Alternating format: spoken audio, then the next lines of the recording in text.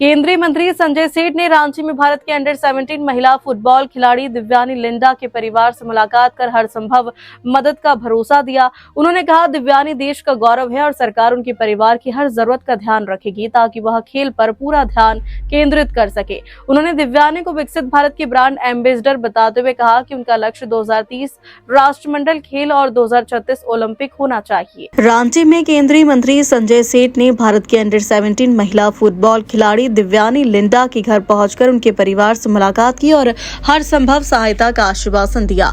उन्होंने कहा कि एक छोटे से घर में दुनिया भर से जीते गए 50 से ज्यादा ट्रॉफी और मेडल इस बात का प्रमाण है कि दिव्यानी असाधारण प्रतिभा की धनी है।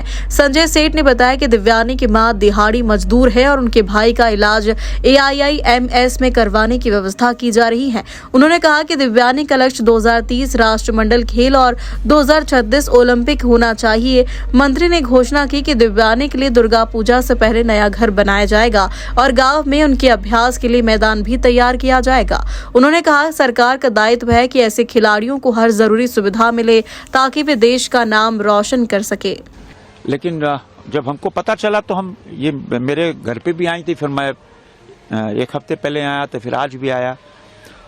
ये इनका घर मैंने देखा और घर के अंदर एक देखो मिट्टी, घर के अंदर 50 से ऊपर ट्रॉफी है, कई देशों के मेडल्स वहाँ हैं।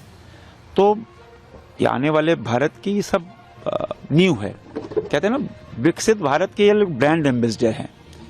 तो ये जब भारत की ओर से फुटबॉल खेलती हैं, इनकी व्यवस्था, अब इनकी माँ दैनिक मजदूर है, दैनिक मजदूरी करना है, फिर खाना बनेगा। 3 भाई बहन हैं, एक भाई कुएं में गिर गया जिसके कारण नीचे अपंग हो गया, तो उसकी व्यवस्था हम एम्स में करा रहे हैं और एम्स में इलाज करा के उनको कितनी स्वास्थ्य लाभ हो सकता है, इस पे हम सब काम कर रहे हैं। और दिव्यानी को काम है कि इसको और आगे बढ़ना, इसका लक्ष्य होना चाहिए 2030 कॉमनवेल्थ और 2036 ओलंपिक। तो समाज का दायित्व हो जाता है कि अब देखो एक मिट्टी घर में रह रहे हैं लोग 3 और एक ये इनकी माँ, इनके पिताजी के 4 साल पहले देहांत हो गया। अब ये खेल पे ध्यान देगी कि घर पे सब बना के दें और उसके इलाज के प्रबंध करें। और खेल का भी, जब मैं अभी एक हफ्ते पहले आया तो हमने पूछा खेल का मैदान नहीं है, तो मौके पे ही CEO को हमने कहा कि आप मैदान तलाशो, इसके गांव के अंदर मैदान हो जाएगा। ये अकेली बच्ची नहीं है, लगभग 100 बच्चियां हैं।